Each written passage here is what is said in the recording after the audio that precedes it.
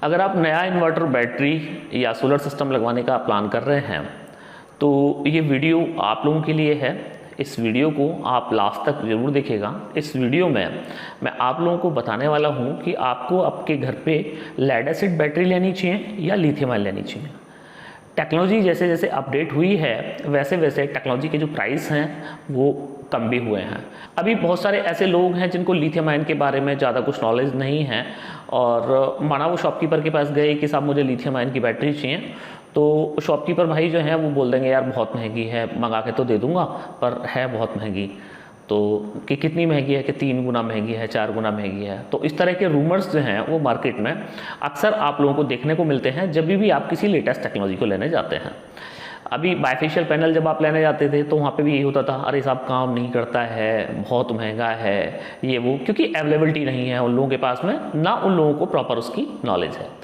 तो उसको कस्टमर को टालने की वजह से वो इस तरह के बहाने जो हैं वो बना देते हैं। तो फ्रेंड्स आज इस वीडियो में मैं आप लोगों को लिथियम आयन के बारे में पूरी कंप्लीट नॉलेज देने वाला हूं और आपको बताने वाला हूं कि अगर आप अपनी बैटरी को, जो एग्जिस्टिंग आपकी बैटरी है, उसको लिथियम आयन से रिप्लेस करते हैं तो आपको कितने कुछ ज़्यादा रुपये का खर्चा आप लोगों को करना पड़ेगा या बिल्कुल भी 1 रुपये का खर्चा नहीं करना पड़ेगा। ये जानने के लिए आप लोगों को ये वीडियो लास्ट तक देखना है। तो फ्रेंड्स मैं हूँ दीपक चौधरी और आप लोगों से रिक्वेस्ट कि आप लोगों को मेरा वीडियो पसंद आए तो वीडियो को लाइक और शेयर जरूर कीजिएगा और अभी तक भी आप लोगों ने हमारा चैनल सब्सक्राइब नहीं किया है तो कृपया चैनल को भी सब्सक्राइब करें। तो फ्रेंड्स बात ये है कि लिथियम आयन को इंडिया में इंट्रोड्यूस हुए करीब 4 से 5 साल हो गए और लिथियम आयन ई व्हीकल्स में बहुत तेज़ी से ग्रोथ किया। ई व्हीकल्स में आप देखेंगे कि लिथियम आयन बैटरी ही ज़्यादातर लोग रिकमेंड करते हैं, पर जो हमारा सोलर एप्लीकेशंस हैं या डोमेस्टिक एप्लीकेशंस हैं, इन्वर्टर बैटरीज हैं, वहाँ पे लिथियम आयन का बहुत ज़्यादा क्रेज़ नहीं है। उसके पीछे वजह मैंने आप लोगों को बता दी कि लोगों को जानकारी कम है। तो फ्रेंड्स सबसे पहले हम लोग समझ लेते हैं कि लिथियम आयन जो आपकी बैटरी है, जो आप बैटरी लेने जा रहे हैं, उसको चलाने के लिए आपको कौन सा इन्वर्टर लेना पड़ेगा। तो फ्रेंड्स जो इन्वर्टर होते हैं, जो भी हमारे इन्वर्टर बैटरीज होते हैं, तो उनका अगर आप उनका वर्किंग मैकेनिज्म देखेंगे तो वो इस तरह है कि बैटरी को 10.5 वोल्ट तक वो डिस्चार्ज करते हैं और अगर आपकी ट्यूबलर बैटरी है या आपकी सोलर बैटरी है तो 14.5 14.5 वोल्ट तक वो जो है बैटरी वो आपकी को चार्ज करता है। तो बेसिकली जो ये फार्मूला है बैटरी को चार्ज करने का वो ये है कि मैक्सिमम चार्ज करना है 14.5 वोल्ट तक एक बैटरी को और डाउन करना है 10.5 वोल्ट तक। तो लिथियम आयन के साथ में थोड़ा इस तरह का सीन नहीं होता है क्योंकि लिथियम आयन छोटे छोटे सेल्स से मिलकर बना होता है। अब चाहे वो सिलेंड्रिकल सेल हैं और चाहे प्रिज्मेटिक सेल हैं, नंबर ऑफ सेल्स उसके अंदर ज़्यादा होते हैं। तो वहाँ पे क्या होता है कि जो वोल्टेज रेंज है वो वोल्टेज रेंज जो है वो लेड एसिड को मैच नहीं करती है। अब जैसे कि अब लिथियम आयन को आपको चार्ज करना है तो मोस्ट ऑफ द बैटरी जो है लिथियम आयन की वो 13.5 वोल्ट तक चार्ज होंगी, पर अगर डिस्चार्ज की बात करें तो 9.5-10 वोल्ट तक भी बैटरी वो डिस्चार्ज की जा सकती है। तो बात यह है कि जो चार्जिंग है वो एग्जिस्टिंग इन्वर्टर के अंदर जो सेटिंग है वो सेटिंग लिथियम आयन के साथ में मैच नहीं करती है, इसलिए लिथियम आयन बैटरी के जो इन्वर्टर्स होते हैं वो अलग होते हैं।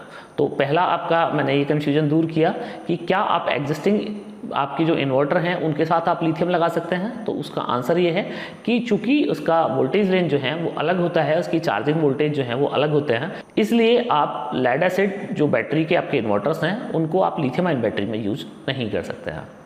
अब बात आ जाती है कि lead acid versus lithium ion कौन सी ठीक है। तो फ्रेंड्स आज की डेट में आप 2 तरह की बैटरी यूज करते हैं, या तो C10 या तो C20।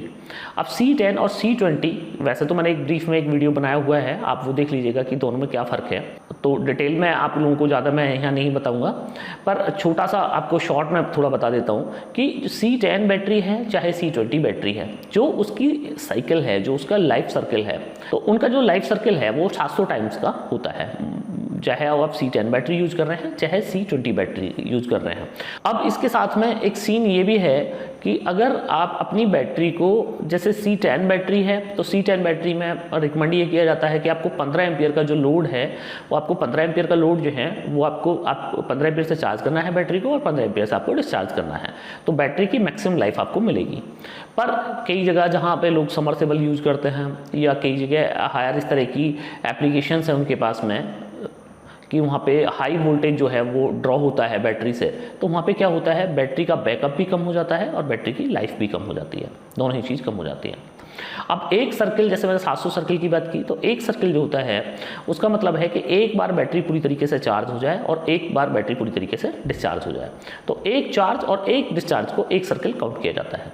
तो उस हिसाब से आप देखेंगे कि एक बैटरी की जो लाइफ है वो मैक्सिमम लेड एसिड बैटरी की जो लाइफ है वो 2 साल रहती है, पर बैटरी चल जाती है 10 साल भी, बैटरी 8 साल भी चल जाती हैं। तो उसके पीछे जो वजह है वो ये है कि एक सर्किल ही आपका 3 दिन 4 दिन में जाके कंप्लीट हो रहा है, एक सर्किल ही, क्योंकि आपका मतलब 2 घंटे आपकी ग्रिड चली गई, लाइट चली गई, आपने 2 घंटे के लिए बैटरी यूज़ की, फुल बैटरी डिस्चार्ज ही नहीं हो पाई, उसके बाद में 2 घंटे बाद फिर से ग्रिड आ गई, तो आपकी बैटरी जो है वो फिर से चार्ज हो गई। तो एक सर्किल कंप्लीट होने में 4 दिन लग रहे हैं, इसलिए आपकी बैटरी 4 से 6 साल आपकी चल जाती है। दूसरा, लेड एसिड बैटरी में जब बैकअप कम होता है बैटरी का, तो धीरे धीरे करके बैकअप कम होता है उसका, तो उसमें भी लोग ये जज नहीं कर पाते हैं कि हमारी बैटरी जो है वो ख़राब हो गई है। लोग लेड एसिड बैटरी को ख़राब ही तब मानते हैं कि जब उसने बैकअप देना ही बंद कर दिया, वरना पहले 4 घंटे का बैकअप अगर बैटरी दे रही थी, अभी वो 2 घंटे का भी बैकअप दे रही है, तो बैटरी जो है वो रनिंग मोड में मानी जाती है कि बैटरी जो है वो चल रही है। तो ये थोड़ा सा लेड एसिड के बारे में मुझे आपको बताना जरूरी था। अब जो लिथियम आयन बैटरी है उसका भी थोड़ा सा आप समझ लीजिएगा कि लिथियम आयन बैटरी जो है वो किस तरह की है। तो अब जो लिथियम आयन बैटरी है उसके अंदर 2 तरह का जो सेल है वो अभी इंडिया में ज़्यादातर लोग जो हैं वो यूज करते हैं। सेल तो बहुत तरह के होते हैं इसमें, पर जो मोस्टली कॉमनली जो सेल हैं वो 2 तरह के हैं। लिथियम आयन सेल, तो लिथियम आयन सेल जो होता है उसकी जो वोल्टेज रेंज होती है वो ज़्यादा होती है, 3.7 वोल्ट होता है, पर उसका जो एम्पियर होता है वो कम होता है एक सेल की अगर हम बात करें। तो इस तरह के जो सेल्स होते हैं उनकी जो एवरेज लाइफ होती है वो होती है लगभग 1000 सर्किल, 1000 सर्किल। और इस तरह की जो सेल्स होते हैं इनको ईवी में यूज किया जाता है, ज़्यादातर जो इलेक्ट्रॉनिक हमारे व्हीकल्स हैं उनमें यूज किया जाता है। वो इसलिए यूज किया जाता है क्योंकि इस बैटरी से जो है, ये पावर बैटरी आप इसको कह सकते हैं, ये पावर बैटरी है, मतलब इससे आपको एक हाई पावर जो है वो आपको मिल जाएगी, जैसे कि आपको ई व्हीकल्स में जरूरत होती है। तो मोस्टली ये जो बैटरी होती हैं ये 5C 3C तक होती हैं। अब 5C 3C और ये C का क्या मतलब होता है, उसके लिए मैंने वीडियो अपना ऑलरेडी बनाया हुआ है, उसका लिंक भी मैं डिस्क्रिप्शन में डाल दूंगा, आप देख लीजिएगा कि C का बैटरी में क्या मतलब होता है। तो इस तरह की जो बैटरीज होती हैं उनको ई व्हीकल्स में यूज किया जाता है। कुछ लोग सोलर में यूज करते हैं, पर सोलर के लिए मैं आप लोगों को रिकमेंड नहीं करूंगा कि आप लिथियम जो बैटरी हैं, ली आयन जो बैटरी हैं, आप उनको लें, क्योंकि उनका लाइफ स्पैन जो है वो थोड़ा कम है, हाई करंट आपको डिलीवर करती हैं। तो हाई करंट की आप लोगों को जो आपके डोमेस्टिक एप्लीकेशन में वहाँ पर बहुत ज़्यादा जरूरत नहीं होती है। अब इसमें ही दूसरी तरह की बैटरी जो है वो है लिथियम फेरोफॉस्फेट। तो लिथियम फेरोफॉस्फेट जो बैटरी है उसका अगर आप सेल की बात करेंगे तो सेल होता है 3.2 वोल्ट का, और जो एमएच होता है उसका होता है 5000, 6000, 6500 एमएच की वो सेल, एक सेल यूज किया जाता है। ये मैं सिलेंड्रिकल सेल की बात कर रहा हूँ। इसी तरह का इसमें प्रिज्मेटिक सेल होता है, तो वो 80 एम्पियर, 70 एम्पियर, 50 एम्पियर इस तरह के होते हैं। तो अब जो ये लिथियम फेरोफॉस्फेट बैटरी है तो इसका जो लाइफ सर्किल है वो है 2000 सर्किल का, मतलब 2000 बार आप इस बैटरी को फुली चार्ज और फुली डिस्चार्ज कर सकते हैं। अब इसमें आपको थोड़ा सा और ऐसी चीज़ें मैं बताऊं जो शायद आप लोगों को नहीं जानकारी हो। ये लिथियम आयन जो बैटरी है इसको चाइना में जो है करीब 10 से 15 साल पहले इसको इंट्रोड्यूस कर दिया गया था।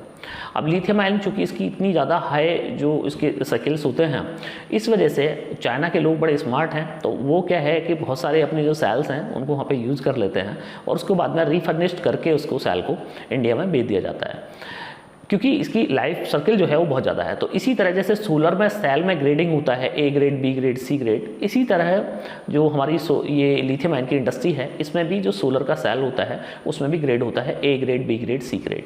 अब A grade, B grade, C grade को पहचानना वो उसके लिए कुछ मशीन्स होती हैं, तो वो आप उन मशीन से आप पहचान सकते हैं कि जो सेल का ग्रेड है वो क्या है। पर जो ज़्यादातर लोग हैं इंडिया में जो बनाते हैं, जो बैटरीज बनाते हैं, उनके पास में उस तरह की मशीन नहीं है। अभी नेक्सस ने अपना नया प्लांट लगाया है तो उसमें सारी इस तरह की मशीन्स जो हैं, एजिंग, IR टेस्टर, वो सारी जो मशीन्स हैं वो सारी हम लोगों ने मंगवाई हैं। तो वहाँ पे तो एक एक साल को पूरी तरीके से टेस्ट किया जाता है कि सेल का क्या है, कैसे है। पर ज़्यादातर जो लोग हैं इंडिया में वो केवल वोल्ट से, जो वोल्ट मीटर होता है, वोल्ट मीटर से चेक कर लेते हैं कि बैटरी का वोल्ट कितना है, और बस, और उसके हिसाब से वोल्ट मैच करा के बैटरी बना देते हैं। तो वो एक बहुत अच्छा तरीका नहीं है बैटरी बनाने का। अब वो जुगाड़ हो जाता है, और जुगाड़ जो टेक्नोलॉजी है वो बहुत ज़्यादा मतलब चलती तो है, पर वो बहुत ज़्यादा लेवल टेक्नोलॉजी नहीं है। तो बात यह है कि अगर आपने ए ग्रेड का सेल जो है वो यूज किया है, और आपको ये पूरा ट्रस्ट है कि जहाँ से भी आपने सेल मंगाया है वो सेल जो है ए ग्रेड का है, तो ए ग्रेड में आपको लिथियम फेरोफॉस्फेट में 2000 सर्किल आपको मिल जाएंगे। अब वहाँ पे मिले आपको 700 सर्किल, यहाँ पे मिले आपको 2000 सर्किल। तो 2000 सर्किल का मतलब ये है कि आपकी जो बैटरी है वो लेड एसिड बैटरी के कंपेरेटिवली 2 से 2.5 गुना ज़्यादा आप उस बैटरी को यूज कर सकते हैं। पर है कि आगे इंडिया में लेड एसिड बैटरी की वारंटी आपको 5 साल की बैटरी मिल जाएगी, पर जो लिथियम आयन बैटरी है उसमें आपको 5 साल की वारंटी कोई कंपनी नहीं देती है। अब उसके पीछे जो वजह है वो ये है कि जो पूरा सेल है ये टोटली सेल इंपोर्ट होता है। अब कुछ लोग कह रहे हैं इंडिया में बन गया है, इस तरह के मैं कई वीडियोज़ देखता रहता हूँ कि इंडिया में बन गया है, बनने वाला है, ये सब। लिथियम की अवेलेबिलिटी इंडिया में है ही नहीं। तो लिथियम के ऊपर इंडिया जो है वो 100% डिपेंड है, और लिथियम जो है वो बाहर से आता है। तो अब वारंटी का जो सीन है वो ये है कि चूंकि ये सेल जो है ये इंडिया में एक बार आ गया, इंपोर्ट कर लिया आपने, अगर सेल आपका ख़राब हो जाता है तो जिस भी वेंडर ने वो सेल खरीदा है वो उसकी रिप्लेसमेंट तो होनी नहीं, क्योंकि अब कौन भेजेगा उसकी रिप्लेसमेंट। माना कंपनी कर भी दे तो उसका ट्रांसपोर्ट चार्ज इतना लग जाना है, तो वो होता नहीं है। इसलिए हर जो प्लेयर है जो भी लिथियम के साथ काम कर रहे हैं वो क्या है, वो अपना सेफ जोन में वहाँ पे प्ले करते हैं, सेफ जोन में खेलते हैं। वो वारंटी इसीलिए कम दी जाती है लिथियम में कि किसी भी कंडीशन में आप कितना भी रफ यूज़ कर लें बैटरी को, किसी भी कंडीशन में उसकी जो लाइफ सर्किल है उस लाइफ सर्किल के अंदर ही वारंटी को ख़त्म हो जानी है। तो इसलिए लोग जो है 3 से 5 साल की वारंटी लिथियम आयन पे देते हैं, और लेड एसिड में भी आपको 3 से 5 साल की वारंटी मिल जाती है। अब लेड एसिड और लिथियम आयन दोनों की वारंटी का जो ये खेल है, इसके ऊपर एक पूरा डेडिकेटेड वीडियो बन सकता है कि ये क्या है, इसके जो पूरा खेल क्या है।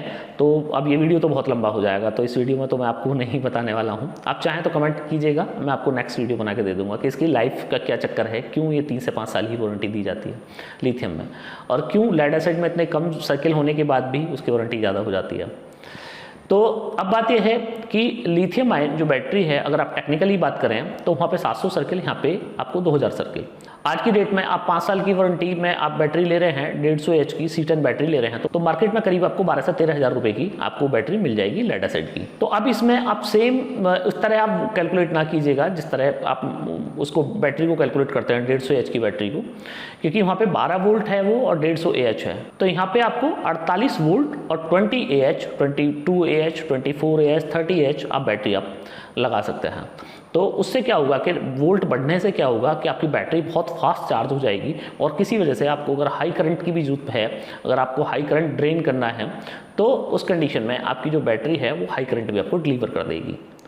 उस कंडीशन में क्या हुआ कि आपकी जो बैटरी की लाइफ है, लाइफ भी आपकी पूरी रही, क्योंकि बैटरी के अंदर जो सेल यूज़ होता है वो 3C 5C सेल यूज़ होता है।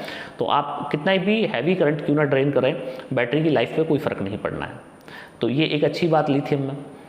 अब बात आ जाती है पैसे की कि भाई वहाँ पे आपको 12 से 13 हज़ार रुपये में बैटरी मिल गई, तो यहाँ पे भी अगर 20 एच की आप बैटरी लेते हैं 48 वोल्ट की, तो करीब आपको 17 से 18 हज़ार रुपये में मिल जाएगी।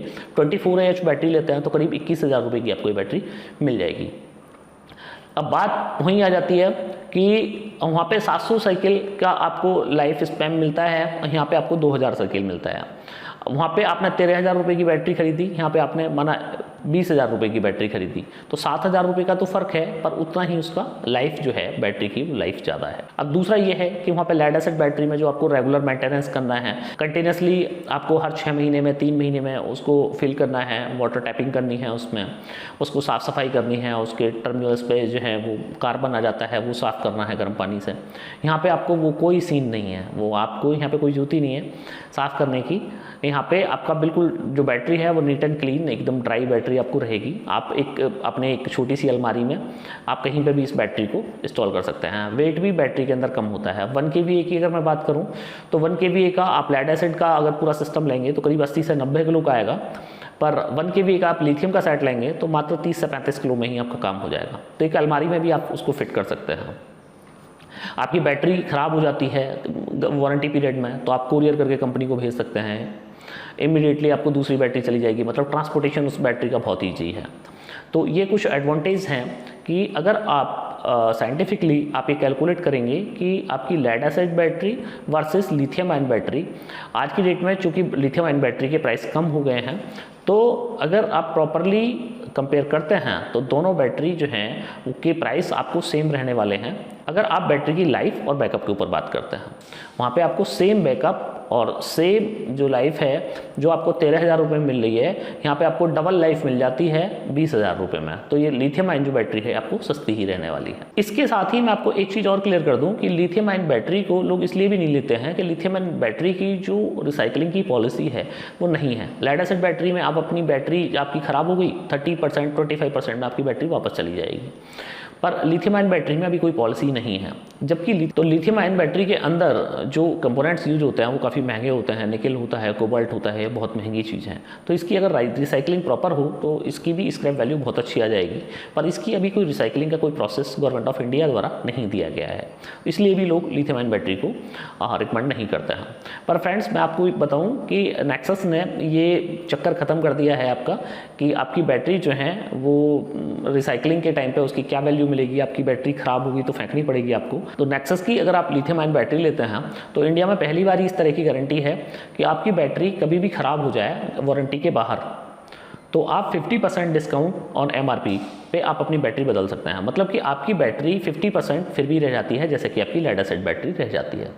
तो अगर आप लिथियम आयन बैटरी को खरीदते वक्त अभी सोच रहे हैं कि भाई मैं खरीदूं ना खरीदूं, तो आप खरीद सकते हैं और आपको अभी बैटरी की स्क्रैप वैल्यू की भी चिंता नहीं करनी है कि बैटरी की स्क्रैप वैल्यू जो है आप लोगों को मिलेगी कि नहीं मिलेगी।